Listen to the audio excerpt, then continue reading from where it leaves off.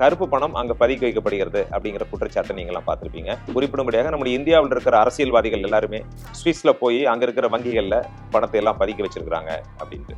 இந்த கருப்பு பணம்னா என்ன? முதல்ல கருப்பு பணம் அப்படிங்கிறது நம்ம வரி கட்டாத பணம். வரி கட்டாத பணம் அப்படின்னா என்ன? விவசாயத்துக்கு வரி கிடையாது. விவசாயத்திலிருந்து வருகின்ற வருமானத்திற்கு வரி கிடையாது. ஆனால் தனிநபர் வருமானம் ஒரு 5 லட்சம் ரூபாய்க்கு மேல வியாபாரத்துல வந்ததுன்னு சொன்னா நம்ம வரி கட்டணும். இப்போ வியாபாரத்துல நம்ம பல லட்சங்கள், ஒரு 50 லட்சம் சம்பாதிக்கிறோம் அப்படின்னு சொன்னா அதுக்கு வரி கட்டாம இருந்தால், அல்லது குறைவான வரி, இப்ப 50 லட்சம் வருமானம்னா ஒரு 25 லட்சத்தை காமிச்சிட்டு 25 லட்சத்துக்கு வரி செலுத்தாம இருந்தால் அந்த வருமானம் கருப்பு பணம் என்று அழைக்கப்படுகிறது.